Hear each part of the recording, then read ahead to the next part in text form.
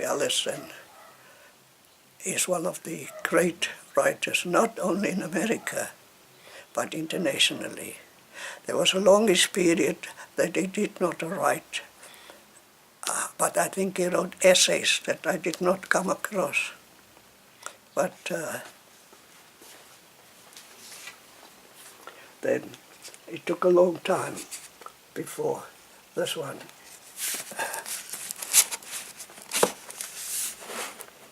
I've also got Baldwin, Richard Wright. See, those were the people that I admired a lot.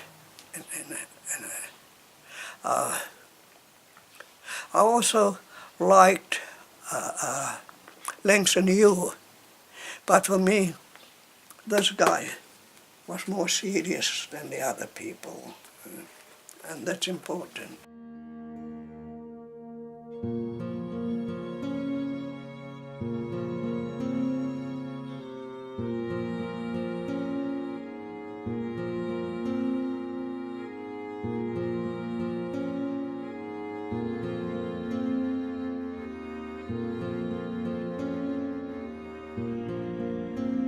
Father was illiterate.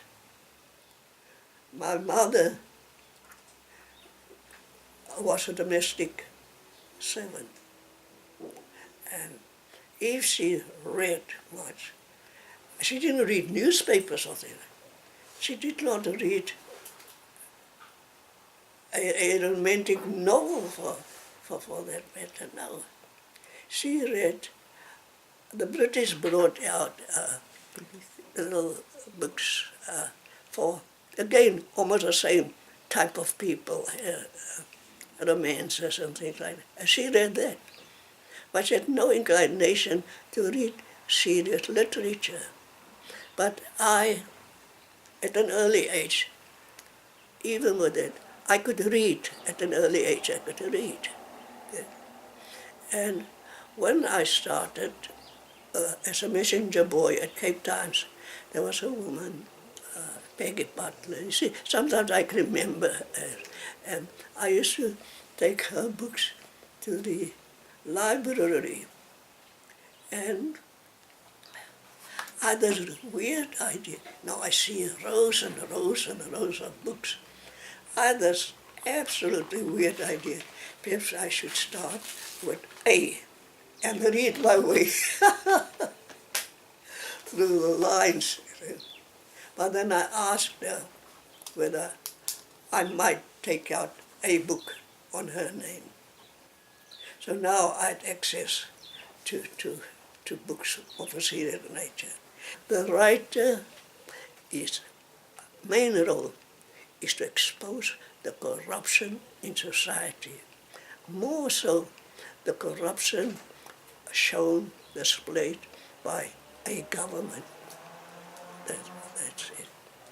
Not that the government before the nationalist government was much better. The United Party was about the same.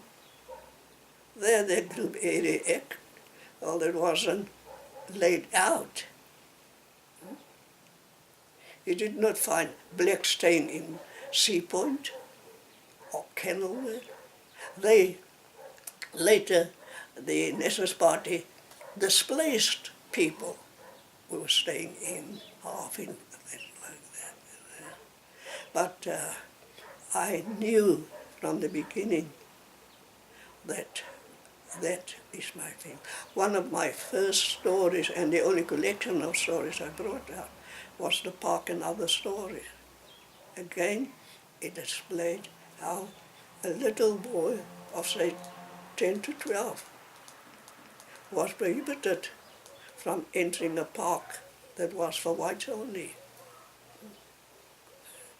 And that story came about because my mother, as I said, was a domestic servant, and I deliver the washing to the white madam, and I walk past the park and I see all these kids, and I'm not inside. So, well, I didn't write it at that time when I started writing. That memory never left me, and I wrote that. That was, for me, the first politically targeted short story. Let's look at it this way. All the political poetry had to come about because of the situation that we were in. Now that apartheid has ended, I could not continue writing, then I would be in a dead end. And also as a poet, I was then not showing any growth. I'm seriously thinking whether I shouldn't go back to writing political poetry. Look at the president. He's got a palace, and around him, people are living in poverty. Look at the amount of corruption in parliament. And these people are not placed in a court to face. They are merely deployed, and they can do the same thing. Now I think seriously I should write about these things. Moving out, I started with the last political poetry. It was a combination of love and flames and flowers. Then later, I'm turning 79, and I just said, I need to write about age and not fearful about age. Age is a beautiful face, so that people should realize how good it is to be old.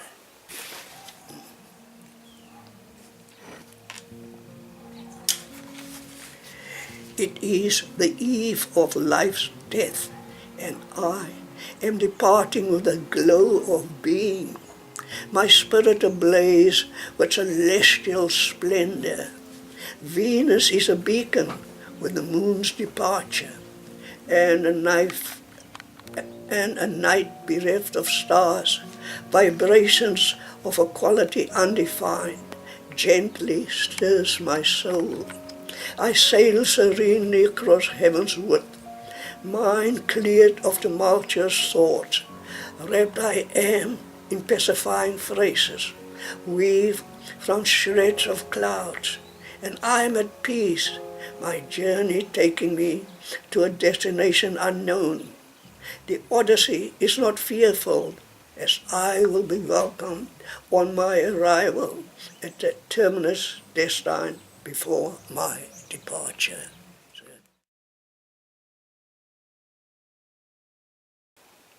And the response was fantastic. I read it at a few institutions.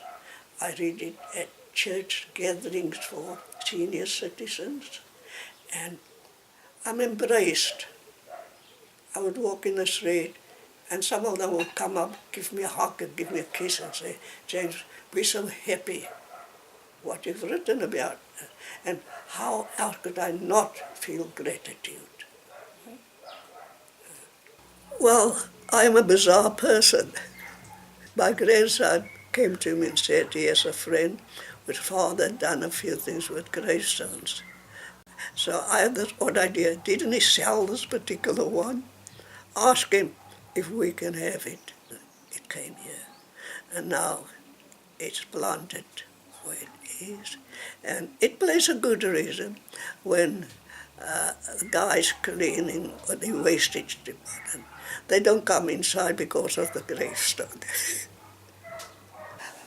I'm just happy, particularly with this new volume of poetry. And you might not have noticed that there were large gaps between books that I brought out. So At first I wasn't aware that the mental epilepsy has worsened. And this last batch of poetry took me 18 months to do.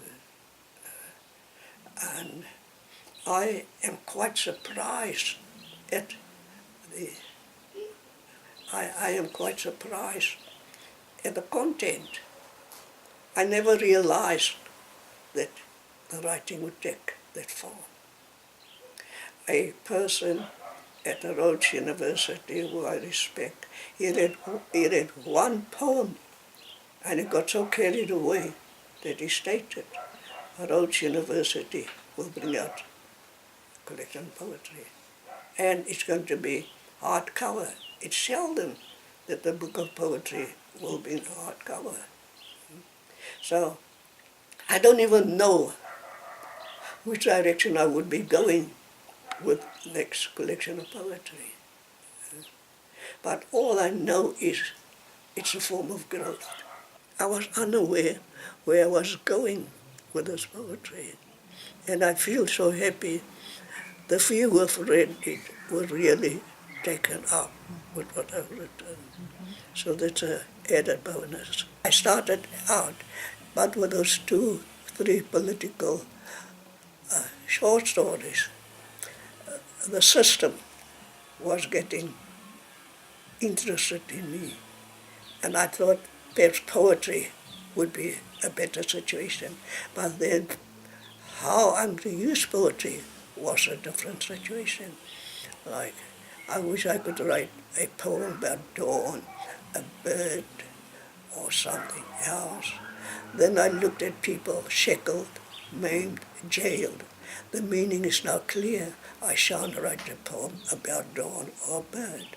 So therefore I had to make a declaration, where is my stand as a poet?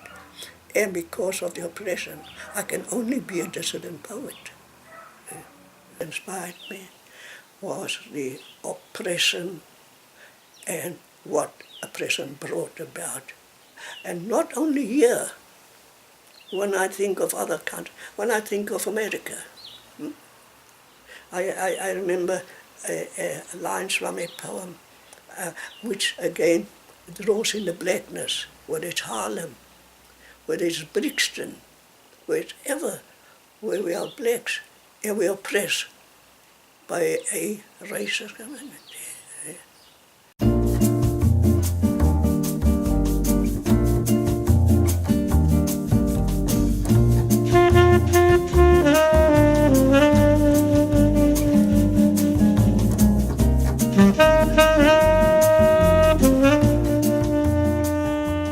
I felt the ordinary hairstyle so much drab.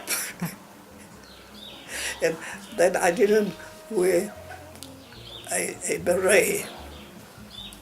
Now, getting my beret showed I'm almost at home. Getting a leather jacket was not too bad. I don't have a tweed jacket. I don't own these things. I don't own a white shirt. And I don't own a tie.